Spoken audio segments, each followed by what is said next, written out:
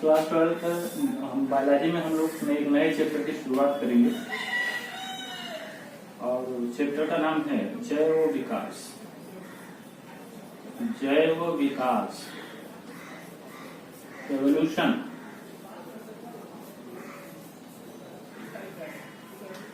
जैव विकास ये main chapter है और हम लोग इसके विषय में पढ़ेंगे, एवोल्यूशन के विषय में पढ़ेंगे। तो यहाँ पर आप लोग एक चीज देखिए, यहाँ पर लिखा है जैव। जैव का मतलब होता है जीवधारी। जैव का मतलब होता है जीवधारी। विकास का मतलब जीवधारी का विकास। जीवधारी का विकास ही जैव विकास कहलाता है। यानी जीवों का जैव विकास के अंतर्गत हम लोग ऐसे तथ्यों का वर्णन करते हैं, ऐसे तथ्यों के विषय में जानकारी प्राप्त करते हैं कि जीवों का विकास किस तरीके से हुआ, जीव का विकास कैसे हुआ है, इसके विषय में जैव विकास के अंतर्गत हम लोग अध्ययन करते हैं। तो जैव विकास है क्या? जैव विकास जीव विज्ञान की एक ऐसी शाखा है जिसके अंतर्गत यह हम लोग अध्ययन करते हैं कि जीवों का क्रमिक विकास हुआ है। जीवों का क्रमिक विकास से मतलब है निम्न वर्ग के जीवों का उच्च वर्ग के जीवों से क्रमशः उच्च वर्ग के जीवों की ओर विकास जैव विकास कहलाता है। तो निम्न वर्ग के जीवों से उच्च वर्ग के जीवों की ओर विकास जैव विकास कहलाता है। जैसे अगर हम बात करें तो पहले प्रोकैरियोटिक, उसके बाद फिर यूकैरियोटिक, ठीक है। जैसे प्रोटोजोआ, प्रोटोजोआ, प्रोटोजोआ के बाद पोरीफेरा, पोरीफेरा, पोरीफेरा के बाद सिलेंट्रेटा, सिलेंट्रेटा के बाद एस्केलमेंथीज, एस्केलमेंथीज के बाद प्लेटीहेलमिंथीज। तो क्रमशः निम्न वर्ग से जीवों, निम्न वर्ग के जीवों से उच्च वर्ग के जीवों की ओर विकास हुआ है। तो यह जैव विकास कहलाता है। जैव विकास का अर्थ है कि जीवों का क्रमिक विकास, अर्थात निम्न वर्ग के जीवों का उच्च वर्ग के जीवों की ओर विकास जैव विकास कहलाता है। तो जैव विकास से संबंधित कुछ हम लोग चर्चा करेंगे। जैव विकास में क्या क्या है, जीवों का क्रमिक विकास किस तरीके से हुआ है, तो उसके विषय में हम लोग अध्ययन करेंगे। तो जैव विकास में हम लोग चर्चा कर लेते हैं कि जीव का विकास किस तरीके से हुआ है। क्रमशः निम्न वर्ग के जीवों का विकास उच्च वर्ग के जीवों में हुआ है। तो देख लेते हैं हम लोग जीव का विकास किस तरीके से हुआ है। क्रमिक विकास हुआ है वो जीव विकास जैव विकास कहलाता है। जीव का क्रमिक जो विकास है जैव विकास कहलाता है। तो जैव विकास में कुछ तथ्यों का हम लोग अध्ययन करेंगे, जिसके विषय में हम लोग जानकारी लेंगे। तो देखिए, इसमें जीवों के वर्गीकरण से प्रमाण। जैव विकास के संबंध में ढेर सारे प्रमाण दिए गए हैं विभिन्न वैज्ञानिकों के द्वारा। तो उन हम प्रमाणों को पहले देख लेते हैं कि जीव का विकास किस तरह से हुआ है। तो जीवों के वर्गीकरण से प्रमाण, जीवों के वर्गीकरण से प्रमाण, जीवों के वर्गीकरण से प्रमाण। उसके बाद संयोजक जातियों से प्रमाण,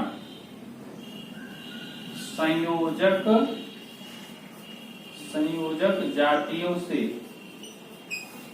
प्रमाण। उसके बाद तीसरा है जीवों के तुलनात्मक संरचना से प्रमाण, जीवों के तुलनात्मक संरचना से प्रमाण, जीवों के तुलनात्मक संरचना से प्रमाण। इसके बाद है पूर्वजता से या प्रत्यावर्तन से प्रमाण, पूर्वजता या प्रत्यावर्तन, प्रत्यावर्तन से प्रमाण, पूर्वजता से या प्रत्यावर्तन से प्रमाण। उसके बाद तुलनात्मक भ्रमणिकी से प्रमाण, तुलनात्मक भ्रमणिकी, तुलनात्मक भ्रमणिकी से प्रमाण। उसके बाद है भौगोलिक वितरण से प्रमाण। भौगोलिक वितरण से प्रमाण। भौगोलिक वितरण से प्रमाण। उसके बाद है तुलनात्मक कार्यकी।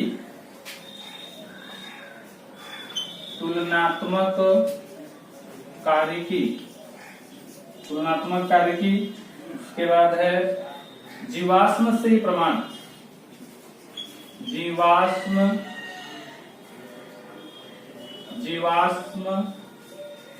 जीवाश्मिकी से प्रमाण।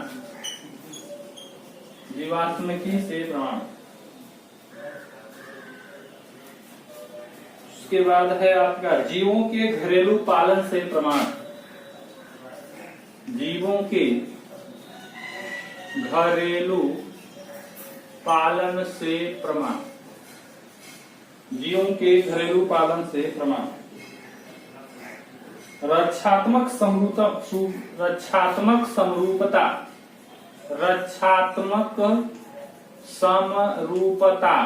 या सादृश्यता से प्रमाण।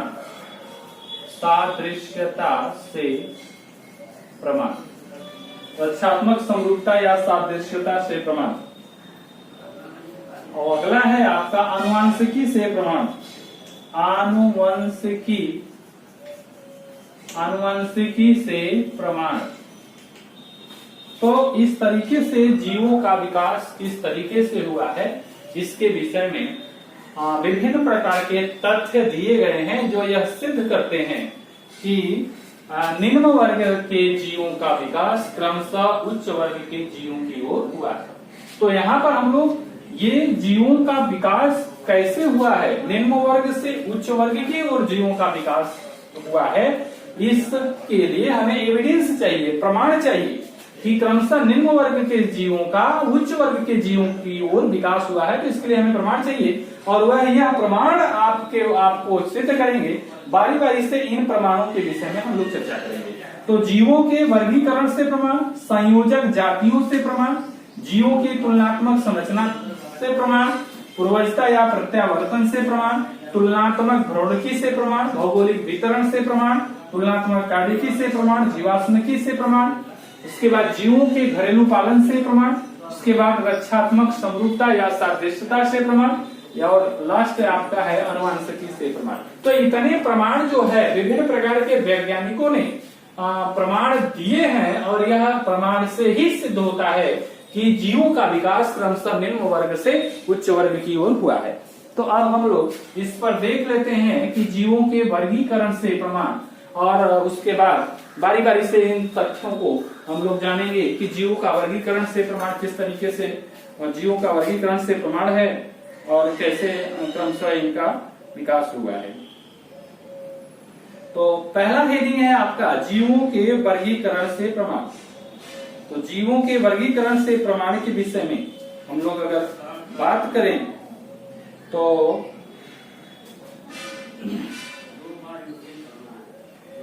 जीवों के वर्गीकरण के प्रमाण में हम लोग जानते हैं कि पादपों की 175 लाख से भी वर्तमान जातियों को प्राकृतिक समानताओं एवं विभिन्नताओं के आधार पर देखा गया है।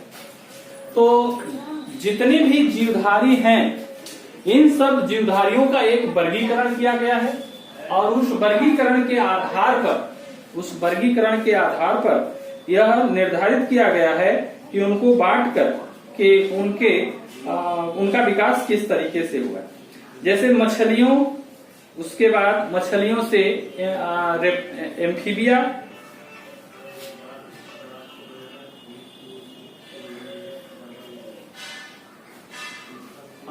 जैसे सरीसृप से एम्फीबिया और एम्फीबिया से जीवों के वर्गीकरण से प्रमाण। जैसे मछली है तो मछली में आपके आएगा ये फीसेज आएंगी, तो मछलियों से उभयचर का विकास। जैसे मछलियों से उभयचर का विकास, उभयचर से सरीसृप का विकास, सरीसृप का विकास, और सरीसृप के बाद पक्षी वर्ग का विकास, पक्षी वर्ग का विकास। तो ये वर्गीकरण के आधार पर यह सिद्ध किया गया कि क्रमशः वर्गीकरण के आधार पर यह जीवों के वर्गीकरण से प्रमाण, जीवों के वर्गीकरण से प्रमाण से मतलब ये है कि जीवों का जो भी, जीवधारियों के जो भी प्रमाण मिले हैं वो वर्गीकरण के आधार पर मिले हैं, और इनको वर्गीकृत करके यह सिद्ध किया गया कि जीव क्रमशः जो विकास हुआ है वो निम्न वर्ग से उच्च वर्ग की ओर हुआ है। जैसे जो मछलियां हैं, मछलियों का विकास, मछलियां केवल पानी में रहती हैं, केवल जल के अंदर ही मछलियां रहती हैं। उसके बाद उभयचर का, जब मछलियों से उभयचर का विकास हुआ तो उभय माने कामन होता है, और उभयचर का जब विकास हुआ तो ये जल और थल दोनों पर रहते हैं, ये जल और थल पर दोनों पर रहते हैं। और उभयचर के बाद सरीसृप का विकास हुआ, तो सरीसृप का मतलब जो रेंग कर चलने वाले जीव होते हैं उनका विकास हुआ है। तो रेंग कर जो चलने वाले जीव हैं, सरीसृप जो हैं, इनके अंतर्गत आपकी छिपकली आती है, गिरगिट आती है, और उसके बाद सर्प आते हैं, घड़ियाल आते हैं, और उसके बाद जितने भी रेंग कर चलने वाले जीव होते हैं, घड़ियाल वगैरह, ये सब आते हैं सरीसृप। पक्षी वर्ग से क्रमशः सरीसृप का विकास से पक्षी वर्ग का विकास हुआ।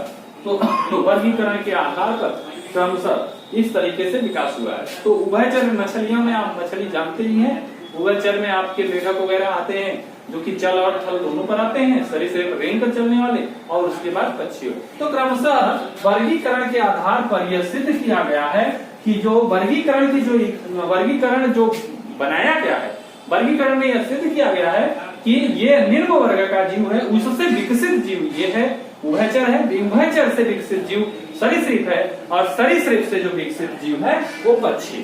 तो इस तरीके से हमें यह सिद्ध करता है कि वर्गीकरण के आधार पर यह सिद्ध होता है कि जीव का विकास क्रमशः निम्न वर्ग से उच्च वर्ग की ओर हुआ है। तो ये हो गया आपका वर्गीकरण से प्रमाण। तो वर्गीकरण से प्रमाण के बाद आते हैं संयोजक जातियों से प्रमाण। दूसरा जो हेडिंग है हमारा संयोजक जातियों से प्रमाण। तो यहाँ पर एक वर्ड यहाँ पर हम लोग चर्चा कर रहे हैं, संयोजक जातियों से प्रमाण। संयोजक जातियों से प्रमाण का मतलब क्या है? संयोजक जातियों से प्रमाण का मतलब ये है कि कुछ ऐसी जातियां हैं, कुछ ऐसे जीव हैं, कुछ ऐसे जीवों की जातियां हैं जो कि निम्न वर्ग के कुछ लक्षण और उच्च वर्ग के कुछ लक्षण ऐसे मिलते हैं। जैसे अगर हम बात करें, एक पक्षी है आर्चियोप्टेरिक्स। आर्चियोप्टेरिक्स, आर्चियोप्टेरिक्स एक पक्षी है। यहाँ पर हम बात करें तो यह एवीज में आता है। आर्चियोप्टेरिक्स यह एक ऐसा पक्षी है जिसमें चोंच है, लेकिन यहाँ पर बात यहाँ आती है कि चोंच में दांत भी हैं। तो जब आर्चियोप्टेरिक्स यह पक्षी है तो इसकी चोंच तो होनी चाहिए, लेकिन यहाँ पर चोंच के अंदर दांत भी हैं, और दांत होना यह प्रमाणित करता है कि यह पक्षी तो है, इसके साथ साथ यह रेप्टाइल्स भी है। तो यहाँ पर हम सरीसृप की बात करें, सरीसृप रेप्टाइल्स की अगर हम बात करें तो रेप्टाइल्स के ये लक्षण, आर्चियोप्टेरिक्स यह लक्षण बताता है। उसके चोंच में जो दांत है वह यह बता रहा है कि यह सरीसृप वर्ग का जीवधारी है। लेकिन यहाँ पर आर्चियोप्टेरिक्स में चोंच और विंग यानी पंख यह बता रहे हैं कि यह एवीज है, एवीज है। तो यहाँ पर जो सरीसृप है वह निम्न वर्ग है, और एवीज जो है उससे उच्च वर्ग है। तो ये रेप्टाइल्स, रेप्टाइल्स जो है सरीसृप, सरीसृप, और ये एवीज का मतलब है पक्षी वर्ग। तो आर्चियोप्टेरिक्स यह सिद्ध करता है कि सरीसृप का जब विकास हुआ, सरीसृपों का जब विकास हुआ तो वो पक्षी वर्ग में बदल गए, एवीज में बदल गए। यह सिद्ध करता है कि यह रेप्टाइल्स जो है निम्न वर्ग है और एवीज जो है वो उच्च वर्ग है। तो पक्षी वर्ग का जो विकास है, पक्षी वर्ग का जो विकास है वह सरीसृप से हुआ है, और इसकी जो कनेक्टिव लिंक है, जो कनेक्टिव लिंक है वो आर्चियोप्टेरिक्स है। आर्चियोप्टेरिक्स एक जीवाश्म है, इस समय मौजूद नहीं है। वैज्ञानिकों को जीवाश्म का अध्ययन करने पर यह पाया गया कि जो आर्चियोप्टेरिक्स पक्षी है वो पहले रेप्टाइल्स था। जब इसका विकास हुआ तो यह क्रमशः रेप्टाइल्स से एवीज वर्ग में बदल गया, यानी पक्षी सरीसृप से वह एवीज में बदला, यानी सरीसृप का जब विकास हुआ वो पक्षी वर्ग में बदल गया। तो ये संयोजक जातियों से प्रमाण, यानी संयोजक जाति का मतलब ये है कि ये जो संयोजी लिंक है, कनेक्टिव लिंक है आर्चियोप्टेरिक्स, यही विकास की कड़ी को प्रदर्शित करता है, और ये विकास की कड़ी को प्रदर्शित करता है और हमें यह प्रमाण देता है कि क्रमशः रेप्टाइल्स से ही पक्षी वर्ग का विकास हुआ है। अब दूसरा एग्जाम्पल देख लेते हैं हम लोग। दूसरे एग्जाम्पल में हम लोग देख लेते हैं कि virus, virus is the connective link of living and non living things. तो वायरस जो है यह लिविंग, नॉन लिविंग, वायरस जो है नॉन लिविंग और लिविंग के बीच की लिंक है, कनेक्टिव लिंक जो है वो वायरस।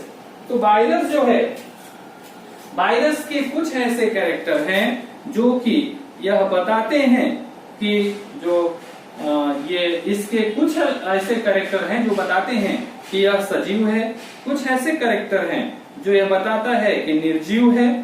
तो इनके बीच की जो लिंक है, कनेक्टिव लिंक है नॉन लिविंग की और लिविंग की, वो आपका वायरस है।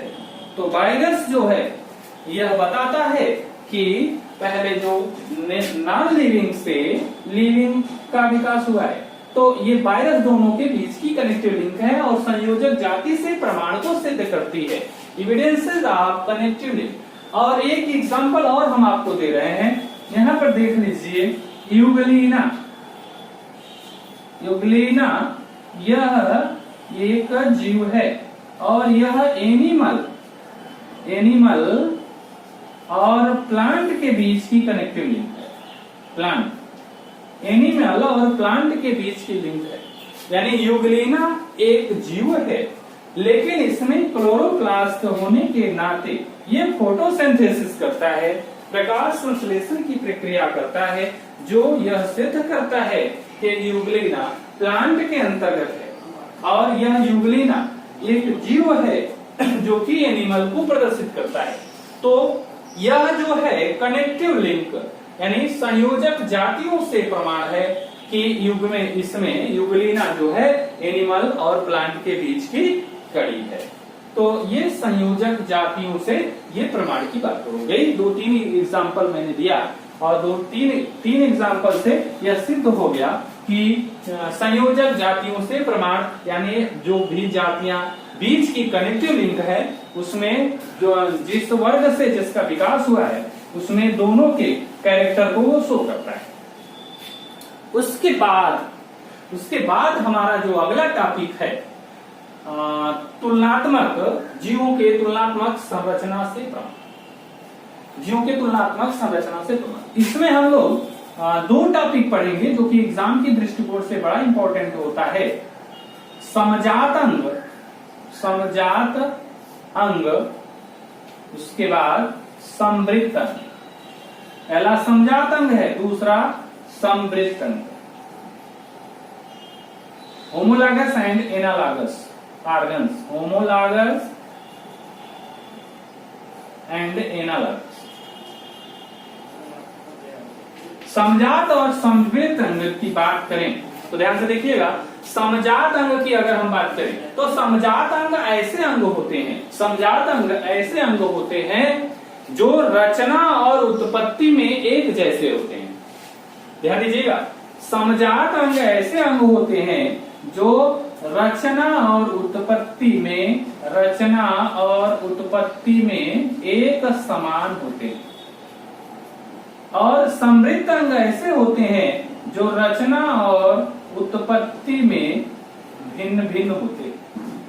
रचना और उत्पत्ति में भिन्न, इस एक लाइन से आप समझ लीजिएगा, रचना उत्पत्ति में भिन्न, और लेकिन यहां पर कार्य जो होगा वो समान होगा। कार्य समान, यहां पर रचना उत्पत्ति एक समान होगी, लेकिन कार्य जो होगा वो भिन्न होगा। इस दो लाइन से आप इसको पूरी तरीके से आप समझ सकते हैं और बहुत अच्छे तरीके से आप जान सकते हैं।